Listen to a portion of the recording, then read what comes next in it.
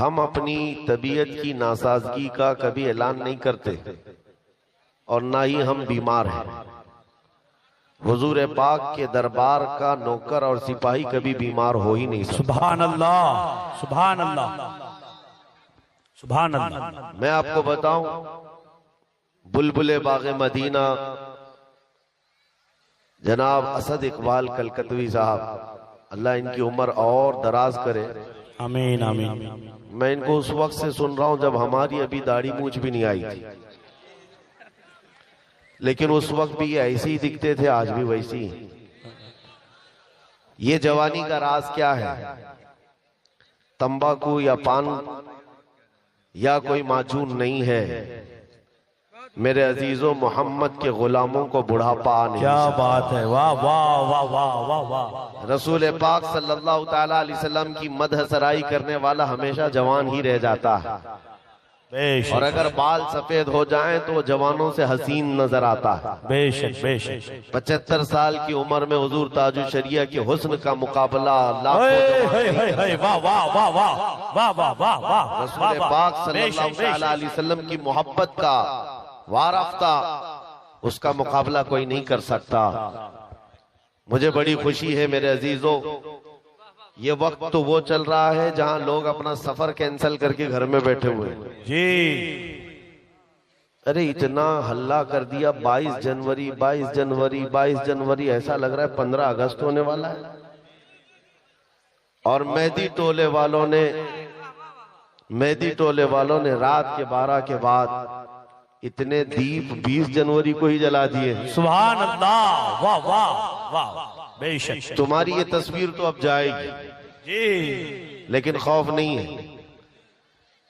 تم جس کے نام پر دیا جلا رہے ہو، یہاں غلاموں نے پہلے سے جلا کے بتایا ہے کہ نبی کے نام پر کل بھی چراغ جلتا تھا، آج بھی جلتا رہے۔ کیا بات، بے شک بے شک، سبحان اور اللہ۔ ہندوستان کی سرزمین پر یہ تو موبائل کا ٹارچ ہے جو تھوڑی دیر کے لیے جلا ہے، رب تبارک و تعالی اگر حجابات ہٹا دے، ہر ایک کے سینے سے وہ روشنی چمکتی بھی نظر آئے۔ کیا بات، بے شک بے اس شک لیے بے کہ شک۔ ہندوستان کے مسلمان الحمدللہ حضور پاک صلی اللہ تعالیٰ علیہ وسلم کے ایسے وفادار ہیں۔ میں جانتا ہوں پوری دنیا بھر کے مسلمانوں کا مطالعہ کیا ہوا ہے، جو عشق تمہارے پاس ہے اس کی مثال بہت کم ملتی ہے، بے شک بے شک بے بہت شک۔ کم ملتی ہے۔ اس لیے کہ نبی پاک کے نام پر مر مٹنے والی قوم ہم نے یہاں پر دیکھی ہے۔ گنہگار تو ہے لیکن نبی کے غدار نہیں ہے۔ بے شک بے شک بے شک۔ بس بات اتنی ہے، میں جلسوں میں کم جانا چاہتا ہوں، اور جیسے کہ منظر صاحب بتا رہے ہیں مصروفیات، میری مصروفیات اس کے علاوہ کیا ہے کہ نبی کے دربار کی، ان کے چوکھٹ کی نوکری کروں، بے شک اس بے کے علاوہ شک۔ کوئی مصروفیت نہیں۔ لیکن تقریریں ہماری وہاں سے یہاں تک پہنچی جاتی ہیں۔ میں آتا اس لیے ہوں جلسوں میں کہ ہمارے بزرگوں نے مجھے تنبیہ کیا، ہمارے اساتذہ، ہمارے مشائخ نے، کہ تمہارے جانے سے ہو سکتا ہے جوانوں کے اندر ایک جوش آ جائے کیا بات، بے شک اور جذبہ بیدار۔ بے شک۔ تو ہم صرف اس لیے آتے ہیں کہ کوئی بھی بندہ یہاں ٹھنڈا ہونے نہ پائے۔ واہ واہ واہ۔ اور اب ہم نے دیکھ لیا ہے، باہر کا ٹیمپریچر تو 10 ڈگری بتا رہا ہے، اندر کا ٹیمپریچر 50 ڈگری ہے۔ بے شک بے شک بے شک۔ جلسے کے اندر کا ٹیمپریچر بہت ہائی ہے، یہاں کسی کو ٹھنڈی تو نہیں لگ رہی ہے، بالکل نہیں۔ اور کیسے لگے گی دل کے اندر جو عشق رسول کی گرمی موجود بے ہے۔ شک بے شک بے شک۔ اور عاشق رسول کو ٹھنڈا نہیں ہونا چاہیے، بس میرا میسج یہی ہے۔ اور حالات جیسے بھی ہو، جواب دینے کے لیے زبان کھلی رہنی چاہیے۔ کیا بات، واہ واہ۔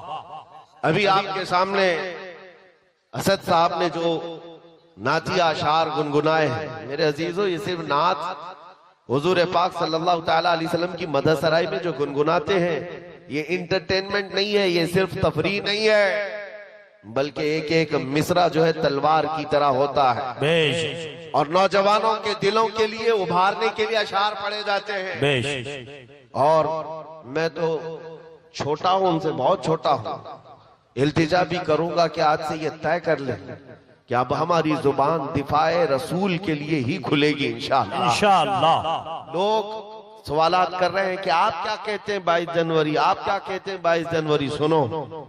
اور بعض لوگوں نے ہم سے یہ بھی کہا کہ حالات بڑے سخت ہیں، کچھ زیادہ نہ بولنا چاہیے، ان سے کہو ہماری ماؤں نے ہمارے گود میں ان کے صرف دودھ نہیں عشق رسول بھی پلایا ہے۔ کیا بات، واہ واہ واہ۔ اور سنو، جنگ احد کا واقعہ ہے، جب نبی پاک صلی اللہ تعالیٰ علیہ وسلم 700 صحابہ کے ساتھ تھے۔ توجہ، جواب دینا کتنا ضروری ہے۔ اگر کوئی یہ سوچتا ہے کہ حالات پر چھوڑ دے، حالات جواب دیں گے، تم کائے کے لیے ہو یہاں پہ؟ کیا بات، تم کس لیے ہو؟ بالکل صحیح بات۔ اسلام کے نام پر روٹیاں کھانا ہے، حلوہ پراٹھے کھانے ہیں، اور مصیبتیں آئیں تو گھر میں بیٹھے رہو گے اور گھر کے اندر بیٹھ کر کے دعائیں کریں گے یا بد دعائیں کریں گے؟ ارے یہ تو عورتوں کے لیے کہا گیا ہے، صحیح صحیح وہ صحیح۔ زنانہ اور دعائیں ہیں جو عورتیں گھر میں بیٹھ کر دعا کریں گی، اور اللہ تعالیٰ نے زبان عطا کی ہے تو تم جواب دو گے، اسلام کا دفاع کرو گے۔ بے شک۔ احد کے میدان میں 70 صحابہ شہید ہو گئے، جس میں امیر حمزہ کا کلیجہ چبا دیا گیا، عبداللہ بن جہش کے 80 ٹکڑے کر کے کافروں نے ہار بنا کر ان کے ٹکڑے پہن لیے۔ اتنی سخت حالت کے بعد جب صحابہ اکرام پیچھے ہٹ گئے، حضور پاک صلی اللہ علیہ وسلم احد پہاڑی کے اندر بیٹھے تھے۔ کافروں کا اس وقت غلغلہ تھا، جیسے آج ناچتے ہیں نا، تھوڑا سا کچھ مل جائے ناچنے لگ جائیں، اب ہمارا ہی ہے ہمارا ہی ہے۔ جب دیکھا 70 صحابہ شہید ہو گئے، جھنڈے اٹھائے اور ناچ کود شروع، اچھل کود کرتے ہوئے پکارنے لگ گئے۔ ادھر سے ابو سفیان نے کہا، کہاں ہے محمد، کہاں ہے ابو بکر، کہاں ہے عمر؟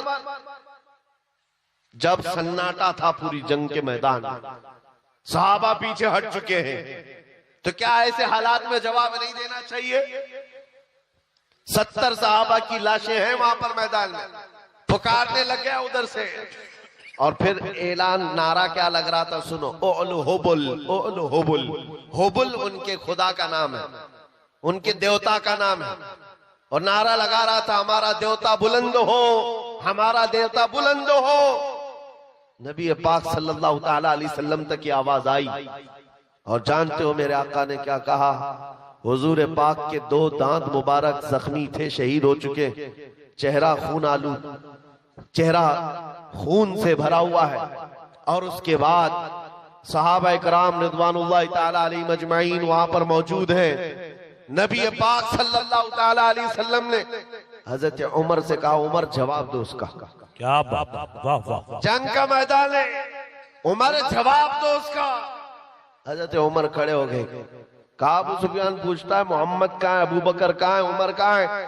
یہ ہے محمد، یہ ہے ابو بکر، یہ ہے عمر، ہم زندہ ہیں اور تیری آنکھوں میں گڑتے رہیں گے۔ کیا بات، واہ واہ واہ واہ۔ جب اولو حبل کہا تو حضرت عمر نے کیا کہا معلوم ہے؟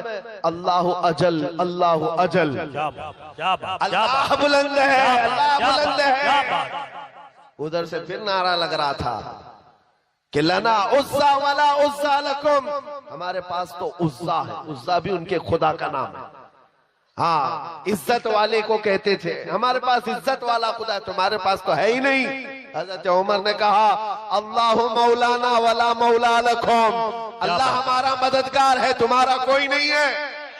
کیا بات، واہ واہ۔ پھر ادھر سے اعلان ہو رہا ہے، نعرہ لگ رہا ہے، یہ چھیڑ خانی جب ہوگی تو ہم جواب دیتے رہیں گے، یاد رکھو، جب پکارا جائے گا اسلام کے نام پر ہم جواب دیں گے انشاءاللہ۔ بے شک، اے انشاءاللہ، بچوں تم بھی جواب دیتے رہو۔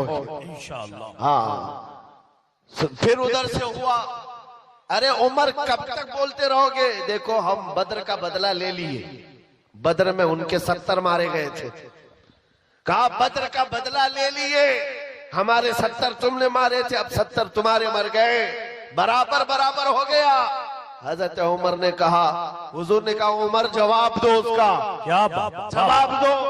کیا حضرت عمر کی ذہانت تھی! کہا، ابو سفیان کہاں کی برابری، کوئی برابری نہیں، تمہارے جو مرے دوزخ میں گئے، ہمارے جو مرے جنت میں گئے، واہ واہ واہ واہ واہ واہ، سبحان اللہ، تمہارے جو مرے ہیں بدر میں دوزخ میں ہیں، ہمارے جو مرے ہیں شہید ہیں اور جنت میں ہیں، کیا بات، واہ واہ، کوئی برابری نہیں ہے۔ بے شک۔